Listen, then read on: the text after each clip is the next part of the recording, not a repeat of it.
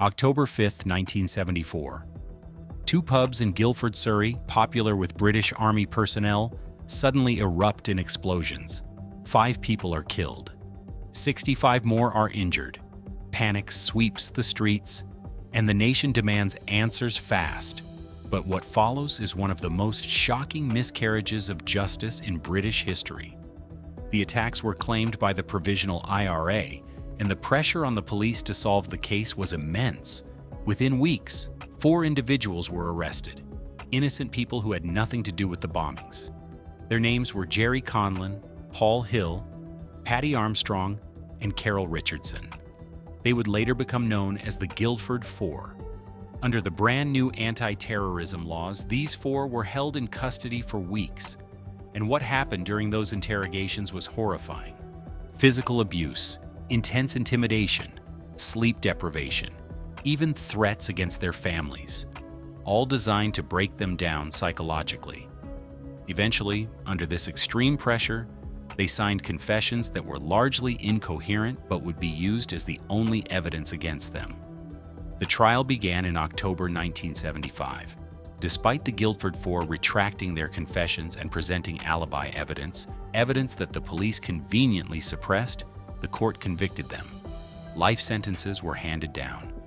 And it did not stop there. Gerry Conlon's family became entangled in the investigation too. 7 of his relatives and friends, including his father Giuseppe Conlon, were arrested. They became known as the Maguire 7.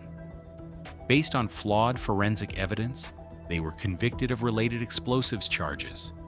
Tragically, Giuseppe, already ill, died in prison in 1980, never seeing justice for his son or himself.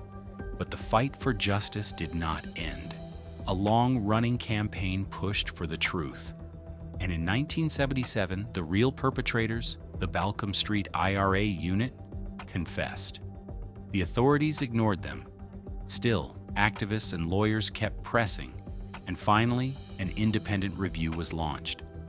In 1989, Avon and Somerset police conducted a full review. What they found was shocking: fabrication of evidence, suppression of alibi information, perjury under oath. The Court of Appeal concluded the convictions were unsafe and unsatisfactory. On October 19, 1989, the Guilford Four walked free after 15 years in prison. The Maguire 7 were not cleared until 1991, and in 2005, Prime Minister Tony Blair issued a formal apology on behalf of the UK government for these monumental failures of justice. The story of Gerry Conlon is one of tragedy, injustice, and resilience. His relationship with his father, the ordeal he endured, and the fight for truth would later be immortalized in the 1993 film In the Name of the Father. The Guilford Four case is a chilling reminder. Even in the name of national security, the justice system can fail.